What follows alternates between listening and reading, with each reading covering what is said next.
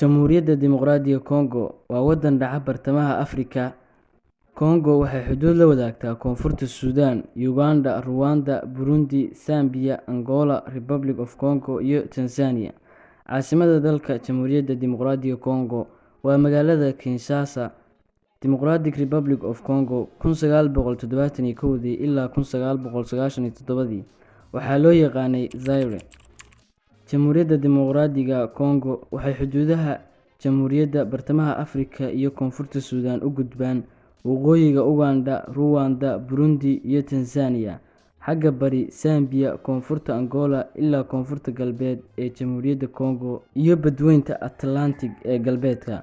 Waa waddanka labaad ee ugu weyn Afrika, baaxadda waddanka 2,344,858 kilomitir².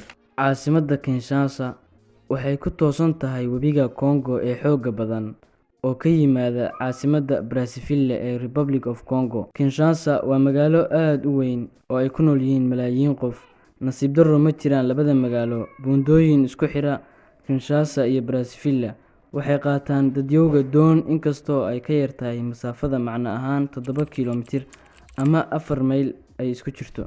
Aaggan ayaa si dhib yar u taabanaya badweynta Atlantikada oo leh xeeb dhan 32 kiilomitir oo ku taalla magaalada Muwanda, taas oo gaarsiisan dekedda badda ee Banana. Inta badan maraakiibta xamuulka ahi halkan kuma joogsadaan si ay u helaan shixnado waaweyn. Dhammaan xamuulka waa inay kor ugu kacaan webiga Kongo oo ay tagaan dekedaha Boma iyo Matadi. Markii laga hadlayo laamiyada, 2% ayaa laami ah waddankaas, waxaana sabab u ah dhulweynida Kongo. Waxaa jira Kongo Vertical ama Katanga Boot oo ah rubuc kale oo cidhiidhi ah oo ku sii fidaya Zambia oo ku dhowaad kala bar jaray. Sababta ay tan u dhacdayna waxay la xiriirtaa boqorkii Belgium Leopold iyo shirkii Berlin. Ugu horreyn, waddanku guud ahaan waxa uu u qaybsamaa 5 gobol oo aad u waaweyn: gobolka galbeedka Congo Basin, Kivu, Kasai iyo Katanga. Gobolka Congo Basin waa meesha laga helo kaymaha labaad ee ugu weyn adduunka. Gobolka Kivu waxaa loo yaqaanaa harada gobolka volcano maadaama uu ku fadhiyo harooyin waaweyn sida harada Kivu iyo Tanganyika, iyo laba ka mid ah volcanaha ugu firfircoon Afrika, Nyiragongo iyo Nyamura,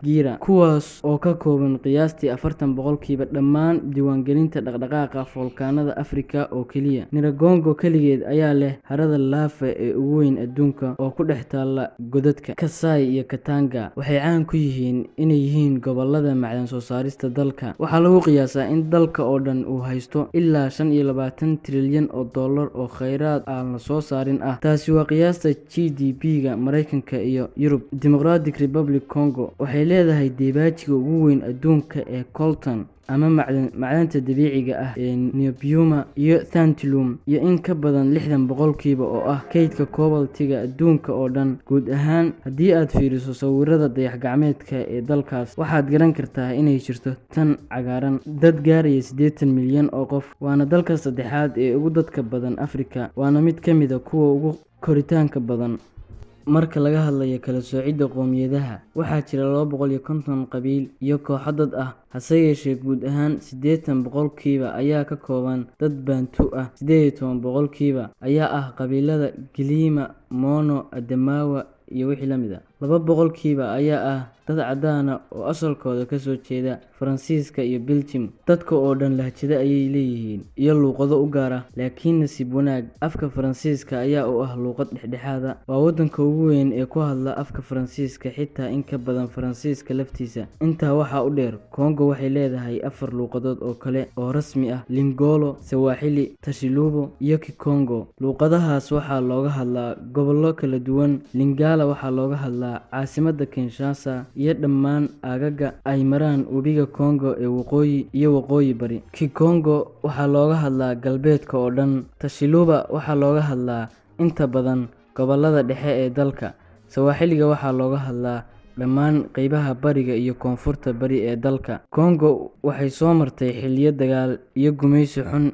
Xilligii argagixisada King Leopold, qiyaastii kalabar dadka waddanka oo dhan waxaa laga dilay ku dhowaad 20 milyan. Intaas waxaa sii dheer, isla markiiba xorriyaddii kadib, arrimuhu mar kale ayay khalkhal galeen oo maamulada way dagaalameen. Mobutu ayaa la wareegay waddanka oo u beddelay Zaire. Kadib markuu dhintay, rabshado ayaa bilaabmay. Dagaaladii Congo ayaa qarxay oo mararka qaarkood loogu yeero The African World War ama dagaalkii adduunka ee Afrika. Ku dhowaad 5 milyan iyo bar oo qof ayaa ku dhintay dagaalkaas, taasoo ka dhigaysa isku darka ugu dhimashada badnaa kadib dagaalkii labaad ee adduunka.